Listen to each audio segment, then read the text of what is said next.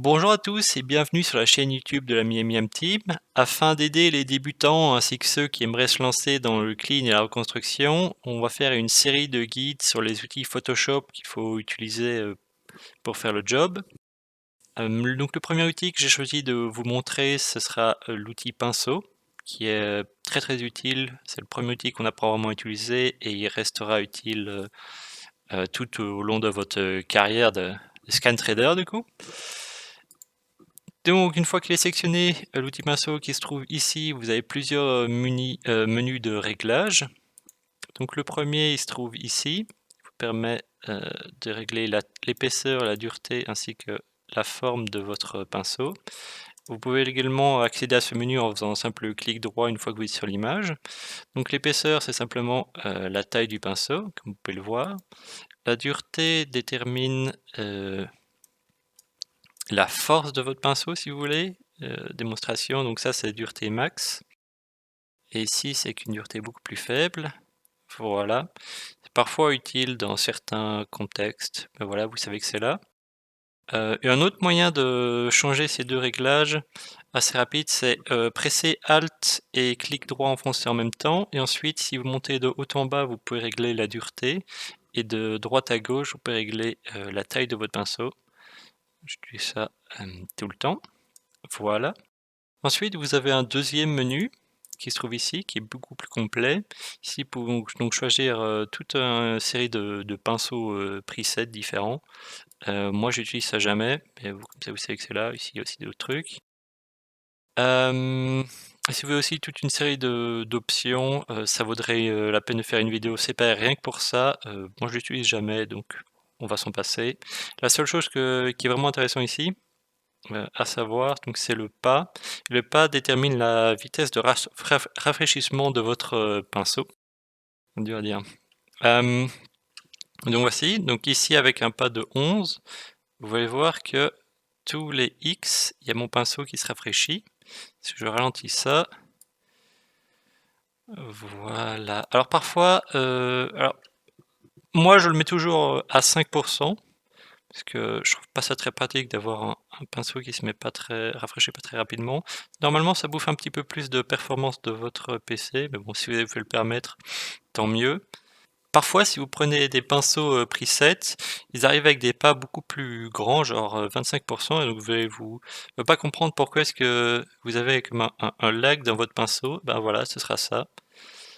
Donc moi, je préfère le garder ça assez faible. On va retirer tout ça. Ensuite, vous avez différents modes pour votre pinceau qui se trouve ici. Moi, je l'utilise jamais, donc on va pas trop en parler. Vient ensuite le flux et l'opacité, deux options que je n'utilise pas beaucoup non plus. Le flux, ça permet de diminuer l'intensité de votre pinceau. Et à chaque fois qu'il va se rafraîchir, vous allez voir qu'il rajoute de la couleur. Et l'opacité fonctionne un petit peu différemment, dans le sens où ça fonctionne comme le flux, où ça va limiter un petit peu la force de votre pinceau. Mais tant que vous restez appuyé, il ne rajoute pas de couleur, il faut lâcher la souris et ensuite recliquer pour ajouter de la couleur. D'ailleurs, ça me fait penser que donc quand vous êtes occupé à utiliser votre pinceau, on va se remettre au maximum. À chaque fois que vous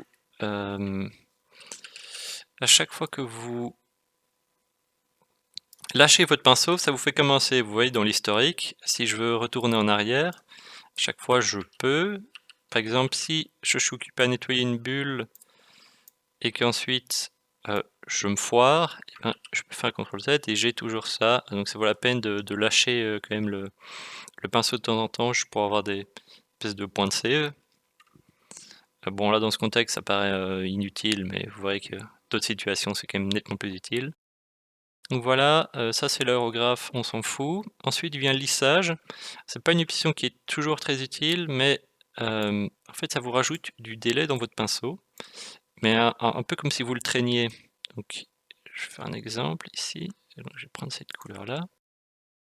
Et j'aimerais reconstruire ma bulle. Alors si je ne mets pas de lissage, on va commencer comme ça, et j'essaie de le faire, vous allez voir que, bon je le fais à la souris, c'est vraiment pas très joli. Bon, j'ai fait un peu exprès que ce soit pas très joli, mais vous comprenez le principe. Alors qu'avec un lissage, ben, je vais pouvoir, hop, beaucoup plus facilement, essayer de tracer ma bulle, et voilà. Ouais, c'est pas parfait non plus, mais vous voyez que c'est déjà beaucoup mieux. Donc voilà, l'usage, assez pratique. Souvent, moi, je lui préfère un autre outil, qui est l'outil Plume, mais on verra ça dans un autre guide. Qu'est-ce qu'on peut dire d'autre? Ouais, le petit frère de l'outil pinceau, c'est l'outil crayon. Alors c'est le même principe que le pinceau, sauf que jamais, même si on change sa dureté, jamais elle ne change, ce sera toujours dureté max, vous pouvez le voir. Et sur le pinceau, vous avez un petit... Oui, sur les bords, c'est un petit dégradé, alors que le pinceau, le crayon, pardon, c'est du flat, couleur flat. Bon, c'est pratique pour nettoyer les bulles, parce que souvent quand vous approchez des bords, vous devez repasser plusieurs fois pour bien retirer toute la couleur. Donc le crayon peut aider à résoudre ce problème-là. Qu'est-ce qu'il y a à dire d'autre? Ah oui, alors pour choisir des couleurs, donc effectivement vous pouvez ici aller dans votre nuance et changer une couleur. Vous voyez que ça vient se mettre ici. Mais nous, comme on fait du clean ou de la reconce, généralement on prend des couleurs qui sont déjà sur... enfin toujours d'ailleurs, on prend des couleurs qui sont déjà sur la planche. Bon, là c'est du noir et blanc, mais si on est de la Webco, il y aura des couleurs aussi. Et donc c'est Alt, et ensuite vous cliquez sur la couleur que vous voulez copier. Vous la sélectionnez ici. Donc vous avez une palette à 2 couleurs. Et si vous voulez échanger, c'est X. Alors, je vais en prendre deux différentes. On va prendre du rouge et du blanc. Si je presse X, vous voyez que je change blanc, rouge, blanc, voilà. Et si je veux reset ma palette, je presse D. Ça me remet un noir noir et un blanc blanc. C'est assez utile.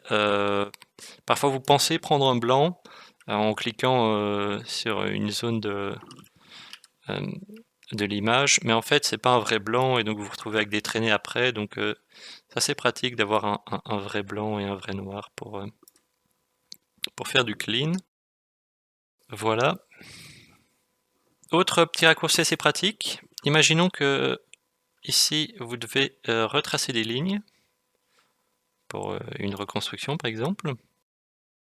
Vous pouvez donc sélectionner la couleur, prendre une taille de pinceau adéquate. Ensuite, cliquez une fois de là où vous voulez partir. Voilà, ce sera tout pour ce guide, j'espère que vous aurez appris quelque chose. Si ça vous a plu, n'hésitez pas à lâcher un pouce bleu. Si vous avez une question, n'hésitez pas à la mettre dans le commentaire. Et j'espère vous voir pour une prochaine vidéo. Bonne continuation!